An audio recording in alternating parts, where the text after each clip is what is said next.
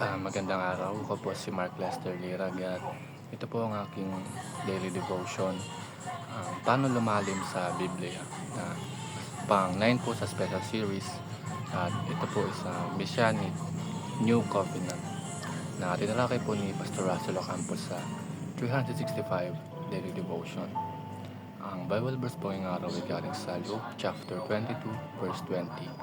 Ang sabi po dito ay, "Likewise also the cup after supper, saying, This cup is the New Testament in my blood, which is shed for you."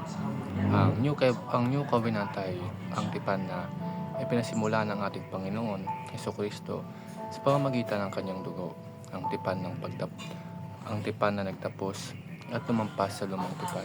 Ito ay inuula sa Jeremiah chapter 31 verse 31 to 34 at natupad sa buhay, kamatayan at muling pagkabuhay ni Kristo. Ang kaganapan sa lahat ng tipan ay sa kabuuan ng kasulatan na makikita natin ang Trinity Covenant of Redemption, kung saan ang Ama, Anak at Espiritu Santo ay may layunin ng pagtubos bago pa man ang paglikha. Makikita natin ang Covenant of Works kay Adan, kung saan ang pagsunod ay dapat magdalas ng buhay, ngunit dahil sa kasalanan ay ito ay naging sanhi ng kamatayan. Sa Covenant of Grace ay pinakita ng Diyos ang kanyang plano ng kaligtasan na mas nagiging malinaw sa bawat kasunduan mula kay Noah. First teaching ngayong araw is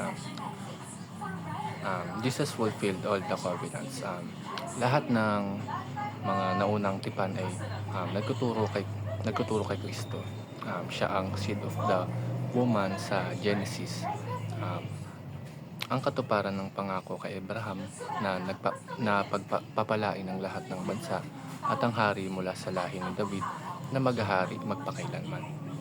Ang second teaching is Jesus reconciled his people to God. Dahil sa kasalanan ay nahiwalay ang tao or tayo sa Diyos. Ngunit dahil sa dugo ni Kristo na dumanak sa krus ng Kalbaryo ay tayo ay naipanumbalik sa pagmamahal ng Panginoon. Sa ilalim ng New Covenant, hindi na tayo umaasa sa mga hain ng templo or sakripisyo sa loob ng templo, kundi sa isang sakripisyo ni Jesus na nag-i-effect na magpakailanman. Ang last teaching is Jesus expanded the people of the covenant. Noong una, ang tipan ng Diyos ay eksklusibo sa Israel lamang. Ngunit sa New Covenant ay binuksan ni Jesus ito para sa lahat ng nananampalataya sa Kanya, maging Hudyo man o Hintil.